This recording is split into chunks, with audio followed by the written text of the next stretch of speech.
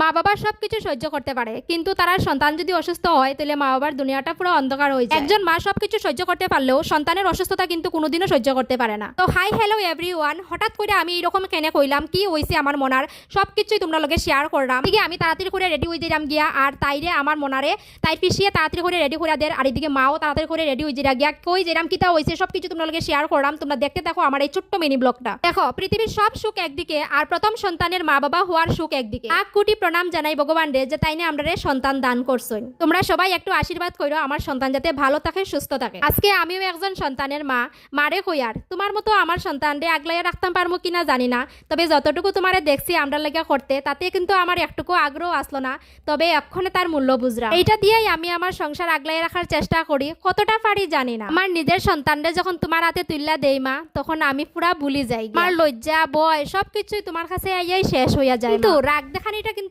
একদম শেষ হয় না। মারে এখনো মন কইলা রাগ দেখাইতাম, তারপরে আমার কাছে তোমারে টানিয়ে আনতে একটুকু দেরি করি। ছোট থাকতে তোমার কথা কত অবাধ্য করতাম, কিন্তু এই অবাধ্যতা করিয়ে আমার কোনোদিনও বালা হইছে না। সব শেষে তুমি আমার সব অন্যায় সহ্য করার ক্ষমতা রাখো। কোনো একটা জায়গায় ঠিকই শুনছিলাম যে ভগবান নিজে আইতে পারে না দিকেই মা ফাটায়।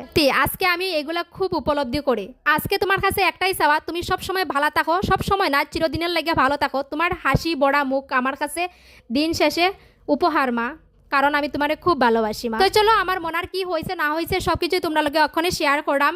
আমার মনারে লইয়া আমি আর আমার শাশুড়ি মা যাইরাম গিয়া হসপিটাল, কিতা হয়েছে তোমরা দেখতে পারবাই। তো ফাইনালি আমরা হসপিটাল আই পড়ছি, আর বেশি দূরই না, আমরা বাড়ির থেকে হাঁটিয়েই যাওয়া যায়। তো আমরা দুজনেই হাঁটিয়া গেলাম গিয়া, আর দিনের অবস্থা খুব খারাপ আসলো সকালবেলা। তো ভাবছি আজকে যাইতেই পারতাম না, কিন্তু দেখা যায় যে না, দিনের অবস্থা খুব ভালো করছে অক্ষণ। তো দুজন আমরা একসাথে গেলাম গিয়া।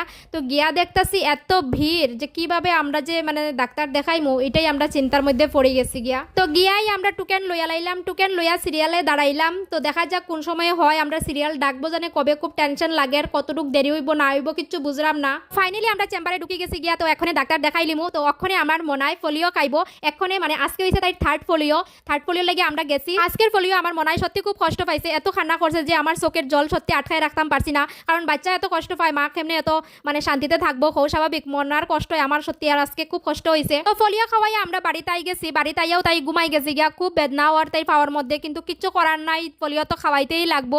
আর তাইরে দিকে প্যারাসিটামল ফাইল খাওয়াই দিছি, আর একটা জেল মানে ব্লু কালারের জেলটা, এটা খুব মানে ভালো একটা জেল। আমার একজন মানে যেখানে ডাক্তার দেখানি গেছিলাম এখানেরই একজনে আমার কইয়া দিছেন যে এই জেলটা লাগাইলে নাকি বেদনাটা খুব তাড়াতাড়ি খাই যায়। তো আমি এই জেলটা লাগাইলাম, ওষুধ খাইয়া তাই ঘুমাই গেছি গিয়া। তো একটু সময় লাগে শান্তি, সারা রাত্র কিতা করবো টেনশন লাগে। তবে আগের ফিরাও এতটা বেশি কষ্ট পাইছে না, তখন দেখা যাক কি হয় না হয়, এবার বলে বেশি ব্যথা হইব।